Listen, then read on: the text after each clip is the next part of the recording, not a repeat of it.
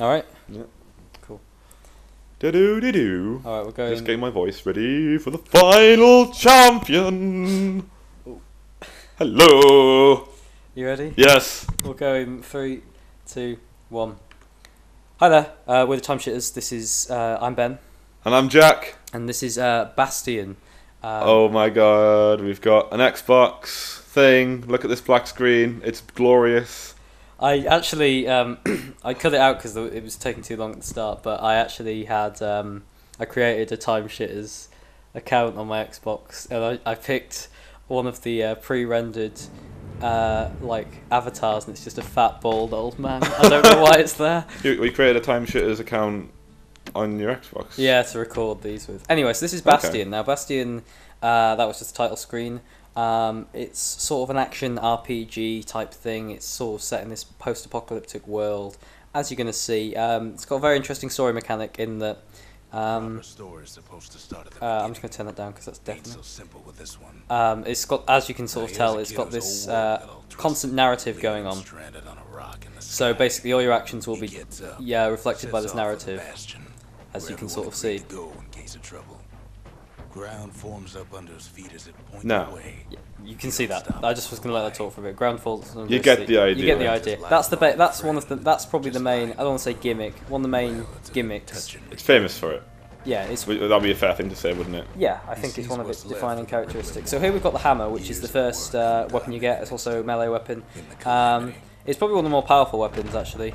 Once you get it fully upgraded, but at the moment it's nah.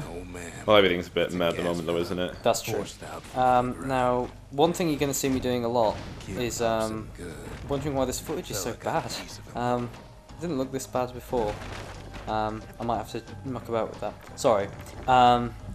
One thing you're going to be seeing me do a lot is rolling, because you move incredibly slowly when you walk, as you can sort of see there, but you move considerably quicker when you roll. And also rolling is an attack, albeit a weak one. But you find that when you're absolutely sort of like swarmed by different types of enemies, you can get hurt pretty quickly. Yeah, you will take a pounding if you're worked up quite a thirst by now. Careful. So this is the health restoring mechanic, which is sometimes you just need a I think they're called elixirs, or I honestly can't remember. Healy potion things. Healy potion things, that'll do. Yeah. So you can top them up at a fountain, and also like every time you leave or exit an area, they get topped up, and often enemies will just drop them, or if you look around, you can normally find them. They're pretty straightforward. I mean, like, usually, in my opinion, like, by the end of a segment, you're usually only just running out of them, and like the fountains are quite a nice sort of reward for getting somewhere. It's like you can plant your flag there. Yeah. I know you've done it. And also, I picked up the gun there. We didn't talk about that. It's I think it's called the Fang Repeater. That's what it's called. I barely use it, to be honest. Like, I don't really rate most of the ranged weapons in this game. I don't know. I find it's quite nice for clearing out some of the smaller enemies without taking any damage. Yeah. Inside's old Rondi, the bartender. So that was our first dead guy. Yeah, as you can see, so and you'll sort of see that most of the people left over are just sort of statues, really. Statues, as twere Pompeii. As if twere Pompeii, should I say? And it's got the shield as well, which I sort of demonstrate there vaguely. I find the shield one of the best things in the entire game. I never use it. It's so useful, Ben. I just like. You're an idiot. No, it's all about like hit and run agility, as you'll see me doing here. But reflecting like bullets and stuff and like counter damage is just so satisfying. So, little like, tip here for taking out these: if you destroy the boxes first, you don't get attacked. Well, no, the shield doesn't work against these because these don't have range weapons. Actually, if you do the last minute counter. Yes, there you go. So if you press it just before they land an attack, it's very easy to do once you've got the gist of it. It's not that easy. Easy enough. So you're just not very good at it. More squirts start coming out of the woodwork. So I'll talk about the enemies. They've got the main things which they're called squirts. These little blue things, and these are like windbags, aren't they? They're called squirts, windbags, and then there's like these scumbag things. I think that yeah. I don't know. They're all part of the same breed, apparently. So these things turn into the things with the pickaxes, and then you'll see what those turn into later. That's right. Like these are sort of like larvae, if you will, and then those ones with the axes, I would say they're more like adolescent. Yeah.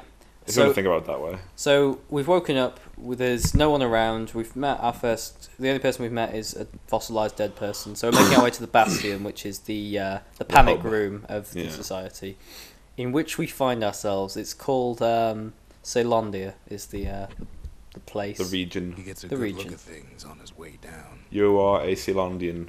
Yes. That is your race. And you're called the Kid. And it ain't broke. Okay, this is a range weapon I really like. This is called the Breaker's Bow, or just the bow. So you hold X to charge it down. Yeah, that's pretty awesome. And if you let go just as it starts flashing, you'll do a power shot, and you'll do considerably more damage. Now, my timing, I was pretty good at this when I first played through the game. That was good. That was a good little shot. It was all right, but It's a memento from a breaker. as you'll see in, well, you won't see it in the next video because I'm going to cut it out, but I spent about 15 minutes just screwing up the bow challenge because I couldn't get the timing down on it at all. Yeah, the challenges, like, you won't get them first time with a lot of them, but they're so satisfying to get right. Yeah, I mean, so there's just some of them, there's just a very weird difficulty curve on them. Like, some are just almost impossible, and some you can get like first or second time. It's very strange. So we picked up a couple of things here. We picked up something stringy, which is an upgrade item for upgrading the bow, and then also we got our first special move, which is used by the black potions under the health bar and experience bar. So I can use 3 before I need to pick up anything. And this is the distillery, which you equip passive bonuses at, basically. You've only got a choice of 3 at the moment, but you unlock a new slot every time you level up, and you unlock more tonics, yeah. Pick the best tools for the job.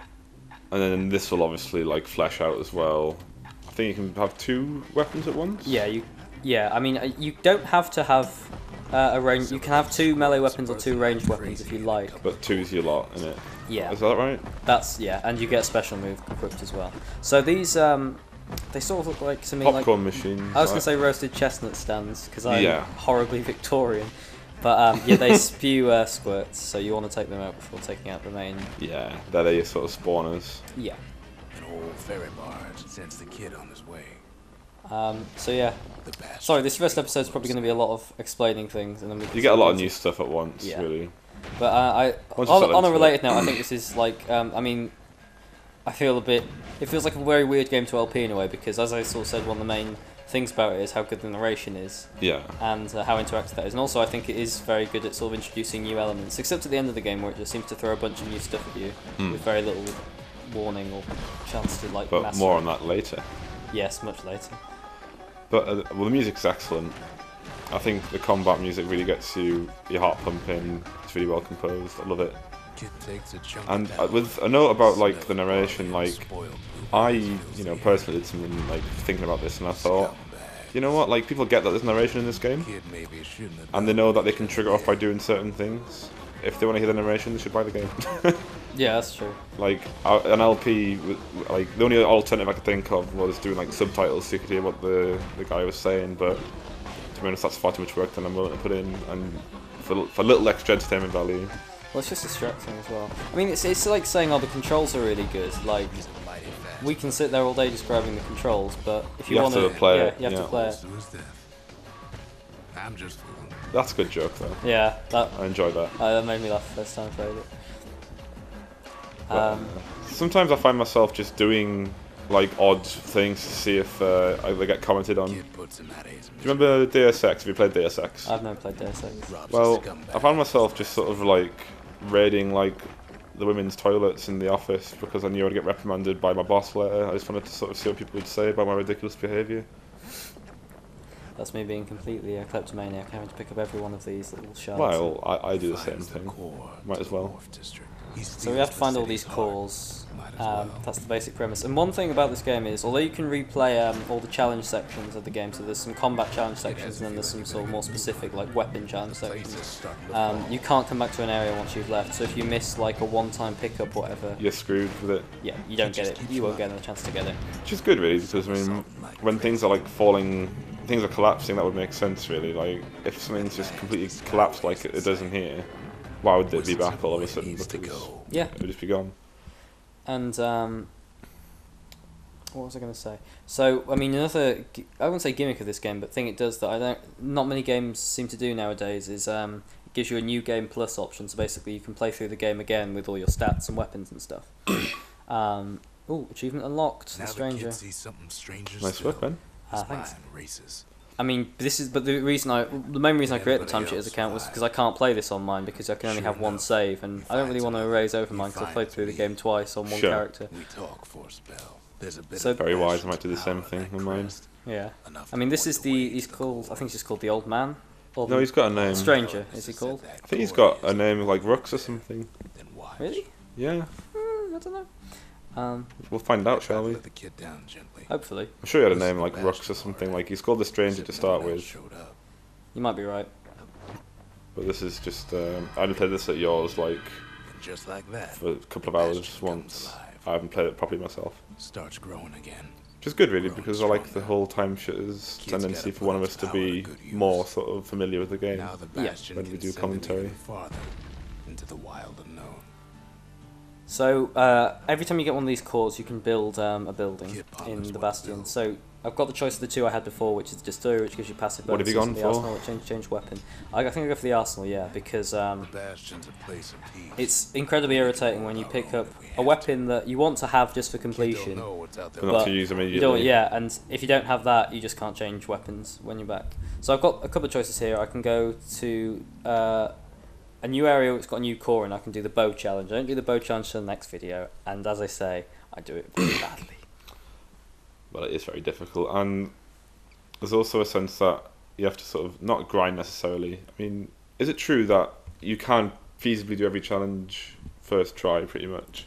It's possible. It's not. It's very difficult, but can you do that? I think so. Like, I mean, don't think any of the upgrades are necessary to do it, but I mean, there's one weapon I'm about to get here, which is, I think it's just called the katana, or the let's see what it's called. That thing, the cutty thing. And basically, you can throw it if you hold the button. You can do like a throw, like as a ranged weapon, just like that. And there's an upgrade you can get to it where you throw two at a time, and I find that's pretty much essential for doing the challenge for that weapon. So, like, you've played this game extensively compared to me, I'd say. You played through it twice. Yeah. Does every weapon have its place in the game, or are there some that just aren't worth your time? I think it's more a matter of preference. Like, I don't think I mean, there's a few which I'd say are close to, like, you'd really want to use when you get them, because they're so powerful. But I think it's really down to choice. Like, I think you took to this weapon a lot more than I did. Like, for a lot of the game, I used the hammer. I mean, personally, I think a weapon you get later, which is a spear, I think it's probably it's massively overpowered, basically, because it's a melee weapon with huge range, and you can throw it, and it's really powerful. It's really interesting, really, because, like, I spent a lot of my game using the bulkhead shield, like, very much as one of my main weapons. And it's not like it's like you've not really bothered to use it apart from like in the challenges. Yeah. But yeah, we've had quite good sort of success with the game, you know, in respective ways. Definitely. And the fact that that's possible in the game is for like an Xbox Live Arcade title anyway. Like, I mean, I'm always impressed in things like, you know, like Bethesda games where, like, no matter whether you're a stealth character, or a tank, or a magic guy, you've got your place in the world and you can do very well. Definitely. But in a game like this, the fact that, like, you can use completely different weapons and still progress through the game just as well. I mean, it's definitely an action RPG, and I think it appeals to people who both like action games and RPG games, because as an action game you can just play it with the combat and you can get to use the mechanics and whatnot. Or if you want to play it as an RPG, you can grind more, you can explore more and pick up stuff. Now, the first time I played it, because I do tend to be a massive RPG completionist, I was pretty much picking up everything and getting every square on the map. This run through, I think I try and get everything essential, but I'm a lot more speedy with it. You're not like getting every last corner of the map kind of thing, for example? Yeah, because it would take ages, and I don't think it would really add much to the commentary. No, I don't think it would either. I hate these things, by the way. Every time they knock the ground, you go flying in the air and you lose control. But that's only if you're near them, isn't it? Yeah. But since I'm too stubborn to use ranged attacks. Too stubborn to use very useful shields. But it's locked down tight in an alloy cage. See, not that it bothers me greatly. That cage, I don't buy it. as a thing that's stopping you from getting to the core. Almost like Now, showboating. I can see what you're saying. Like, it's sort of the classic RPG trope of you'll have a series of weapons that can break down the door, but you have to find a key to open an old wooden door. And now there's a new One thing a lot of people get confused at that point is you only have to kill like the windbag that's red and it's attacking you in the middle. The others around the edge will only attack you if you go near them. It's basically it's sort of like a circle fight thing. Yeah, it's like a sort of prove your might to the tribe kind of thing. So just that's something to be aware of. Like, don't just go trying to kill everyone because you'll make the fight much harder for yourself. Much harder. There's like 12 enemies compared to 1. Yeah. So as with after every mission, we go back to the Bastion and install the core and use it as an upgrade. Fairly straightforward mechanic, really. That's pretty much how the whole game works. He comes back, just like I knew he would. The core And hums in his yeah, back. The that's the monument's basic calling premise for of him. it. So I think The windbags used to be all right. Then Oh the yeah, calamity took this is the another core thing. out You of him. pick up remnants of the old world, and you can get characters. We get another couple of characters later on, and you can show them to them, and they'll react in different ways, and he'll talk about it. So I got the Ragged Hood, so I now get a little pet squirt there, which you can go and hit whenever you like. That's not a joke. How many times have you hit him? Too A lot of many. things need fixing up in this So this is where you can upgrade weapons. You use your shards, which are the little blue things you pick up, and your weapon upgrade things. But yeah, that's part 1. So see you in part 2. See you later.